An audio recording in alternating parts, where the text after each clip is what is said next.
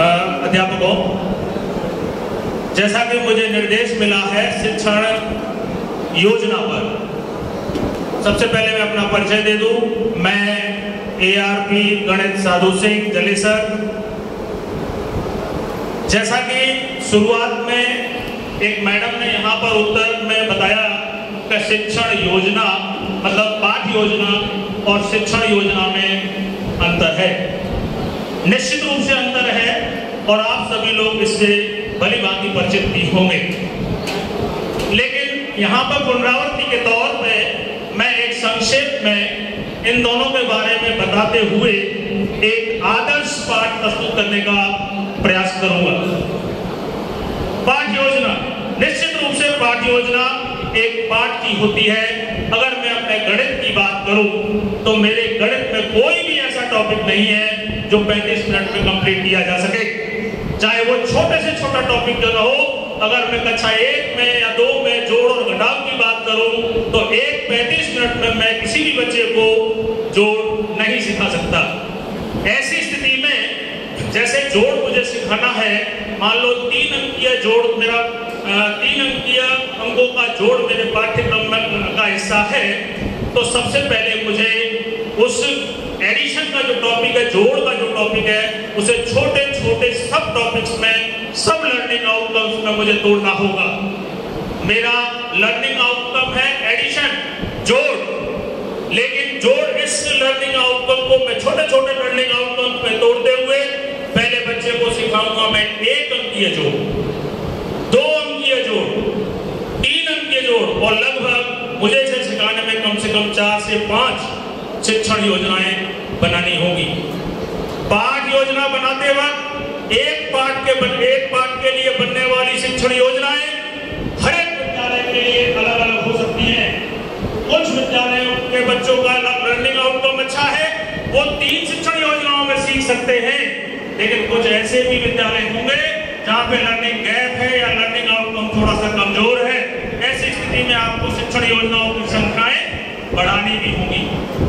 लेकिन एट ए टाइम उस समय जो 35 से 40 मिनट जो हम पढ़ाने जा रहे हैं, उसके लिए जो हम योजना बना के जाते हैं वो कहलाती है आपकी शिक्षण योजना। एक छोटे से टॉपिक पर एक सब लर्निंग आउटकम पर होती है, जिसे हम 35 से 40 मिनट में पूरा करने का प्रयास करते हैं। ये टाइम जो है हमारा एक आइडियल टाइम है, मानक टाइम है, लेकिन इसका मतलब ये नहीं कि आपका बच्चा अगर 40 मिनट में नहीं सीख पाता है तो ये नहीं है कि उसको 40 मिनट में खत्म कर दो, कोई दिक्कत नहीं है।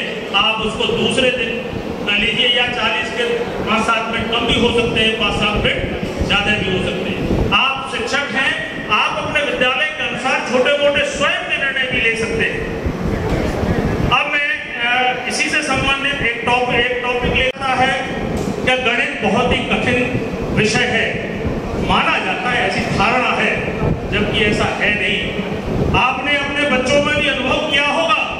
अगर आपका बच्चा 8 to 10 तक मैथ्स में प्रखर अच्छा मतलब रिजल्ट दे रहा है, तो 11th 12th में आप मना करोगे तो भी वो कहेगा मैं मैथ्स लूंगा, मैं गणित नहीं। आप कहोगे नहीं, फिर भी वो कहेगा मुझे तो गणित ही पसंद है। यदि उसका 10वीं तक बेस स्ट्रॉन्ग है तो, और अगर उसका बेस स्ट्रॉन्ग नहीं है तो आप कितना भी जोर लगा लेना, वो गणित लेगा नहीं।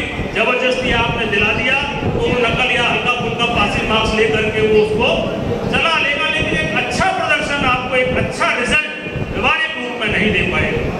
चलिए मैं एक टॉपिक लेकर आपको कोशिश करता हूँ बताने की। मैं लेता हूँ दशमलव संख्याएं।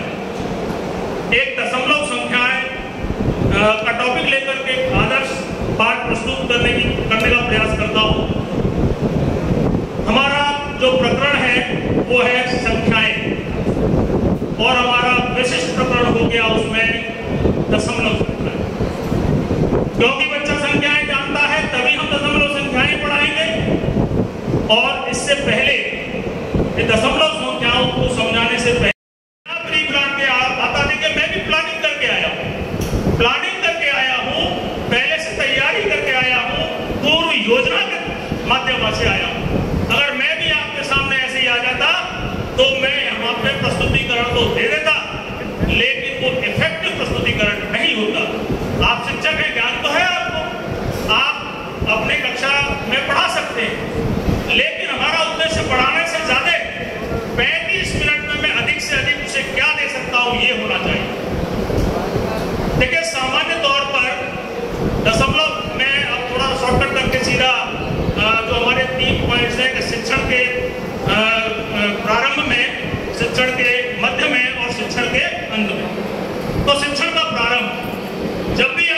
टॉपिक से लेते हैं तो शिक्षण का प्रारंभ बच्चे के पूर्व ज्ञान से होना चाहिए, क्योंकि बच्चा संख्या जानता है। मैं उससे आगे बढ़कर दशमलव संख्याओं की बात करता हूँ। मैंने बच्चों को 3 टुकड़े कपड़े के दे दिए या कागज के, किसी के भी दे दिए, रस्सी के दे दिए और बच्चों से कहा इसे नापिए। एक बच्चे ने कहा कि सर मेरी 1 स्केल 2 स्केल पूरी है इस कपड़े की और नेक ज्यादा है, थोड़ा सा ज्यादा है। एक बच्चे को मैंने दिया, उसने पूरी 2 स्केल नाप ली, बोले सर मेरा कपड़ा तो 2 स्केल के बराबर है। और एक लड़के ने ये कहा कि सर मेरा कपड़ा तो 2 स्केल तो थोड़ा सा कम रह गया, 2 स्केल पूरी नहीं हो पा रहा। मैं 1 स्केल को अगर 1 फुट की मान लूं या 30 सेंटीमीटर की मान लूं, तो वहां पे आपको बच्चे को बताने की आवश्यकता है कि बेटा जो स्केल मैंने आपको दी है और उस स्केल से आपने उस कपड़े को पूर्ण रूप से 2 बार में नाप लिया है, यह आपकी पूर्ण संख्या है, यह दशमलव संख्या नहीं है। इसके अलावा जहां पे भी आपके जो कपड़े कम और ज्यादा हैं, किसी का थोड़ा सा कपड़ा ज्यादा निकला, किसी का थोड़ा सा कपड़ा कम निकला, वे दशमलव संख्याएं हैं। अर्थात वे सभी अधूरी संख्याएं जो 1.25, पौना, 1.5, 2.5, 3.5, पौने 3, थोड़ा सा ज्यादा थोड़ा सा कम, ये सारी संख्याएं जो है आपकी दशमलव संख्याएं, चाहे बच्चा उसे नाप पाए या न नाप पाए। पूर्णांक में अगर किसी भी चीज को वो नाप नहीं पाता है तो वो दशमलव है। निश्चित रूप से उसके बाद उस बच्चे के ज्ञान को थोड़ा सा और आगे बढ़ाइए और बचाइए। अब धीरे धीरे ये थोड़ा ज्यादा जो है इस कॉन्सेप्ट पे लाइए कि बच्चों 2 संख्याओं के बीच, अगर 2 संख्याओं के बीच हम टोटल 10 पार्ट कर दें, 10 पार्ट्स कर दें, 10 पार्ट कर दें, 0.1, 0.2, 0.9 तक और 10वां पार्ट अगली संख्या हो जाएगी, तो इसके बीच की जो जितनी भी संख्याएं हैं वे सारी आपकी दशमलव संख्याएं हैं। हालांकि दशमलव संख्याएं असंख्य होती हैं, लेकिन बच्चे का स्तर छोटा है, आप उसे असंख्य तक कभी न ले जाएं। आप तो केवल ये बताएं कि 2 संख्याओं के बीच के 10 पार्ट जो हैं उनको मिला 10वें पार्ट पे जो है अगली संख्या मिलती है। अब बात आती है 10 पार्ट। देखिए हम लोग क्या करते हैं, स्केल में बता देते हैं कि बेटा ये 2 है, 2 के बाद पहला जो आंख को लगा हुआ है, लाइन लगी है वो 2.1 है, दूसरी लग रही है 2.2 है, और हम बच्चे को कहते थे यही दशमलव। हम बच्चे को केवल संकुचित ज्ञान दे रहे हैं, केवल किताबी ज्ञान दे रहे हैं, संकुचित ज्ञान दे रहे हैं। दशमलव का इससे भी ज्यादा विशाल और विस्तृत है। बच्चे को कहिए कि आपको उस स्केल से कोई मतलब नहीं है। अगर मैं रस्सी से आपको समझाना चाहूँ तो ये रस्सी आपके मैथ्स के किट में है और इसमें 10 पार्ट है टोटल, 5 लाल और 5 सफेद।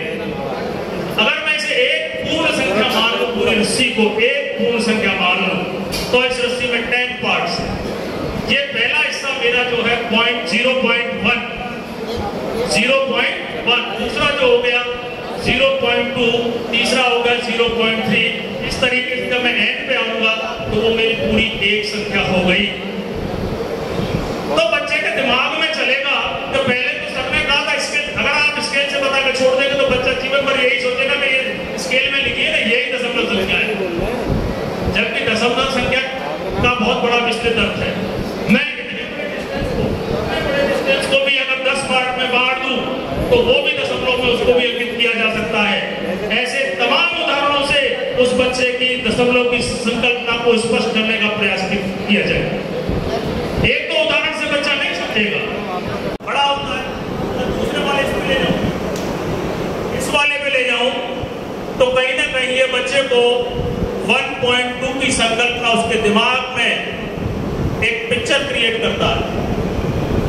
मैं रस्सी से दशमलव संख्या को समझा रहा हूं, मैं इस आइटम से दशमलव संख्या को समझा रहा हूं, तब उस बच्चे के दिमाग में दशमलव संख्या के अनेकों विचार आएंगे। और जब तक आपका बच्चा क्रॉस क्वेश्चन नहीं करता है, तब तक आप समझ लेना कि आप उस बच्चे में मैथमेटिकल माइंड डेवलप नहीं